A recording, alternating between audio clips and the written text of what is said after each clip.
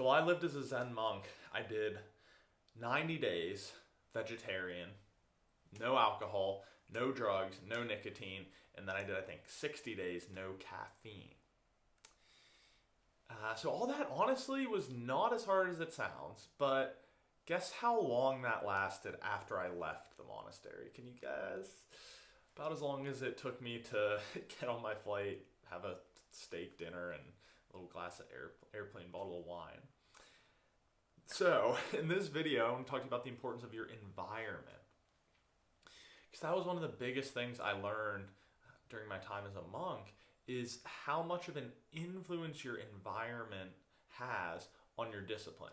And so this is like a big misconception, I think, when we think about our happiness, our well-being, our healthy habits versus our not so healthy ones. We tend to think that discipline and effort, kind of internal, is what matters, right? So if I want to be disciplined, like I just have to be kind of laser focused and motivated, and that's just something that you like do through force of will. But what I found is that kind of internal focus is not very effective. It's much better to focus on your external environment. Put yourself into a situation where discipline is easy. So I gave you the monk example, but the same thing, think about like going to boot camp for someone in the military, right?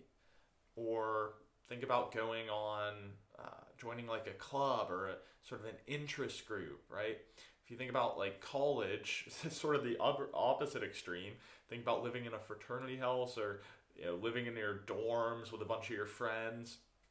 In either case, what we find is that the kind of internal discipline, it still matters, of course, but it's almost kind of small potatoes compared to that like disciplined environment. Okay?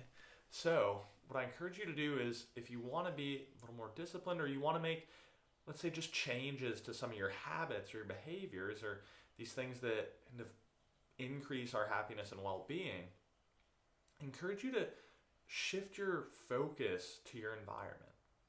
So one last really easy example to think about is if you're trying to eat less junk food. There's two options, and most people go with the first option of, I'm going to set a New Year's resolution, I'm going to go on a diet, and I'm going to try. And how well does that work out? I've been there myself, and it doesn't go so good.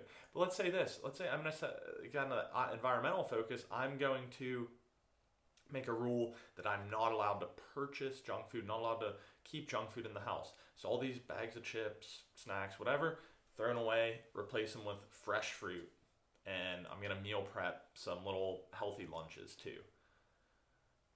Can you see how the different environments there, right? You could even say, change the route you drive to work. If you can go to work two ways, and one of them you pass a Dunkin' Donuts, a gas station, right, a bakery, all your favorite places, and the other one's kind of around the outside of town.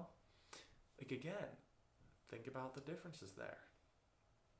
So, think about my time at the monastery, boot camp, college, diet, all these different things. The common theme is that you should focus first on creating the environment to support the behaviors you want to do, and then secondarily focus on like your effort and your discipline in doing those behaviors.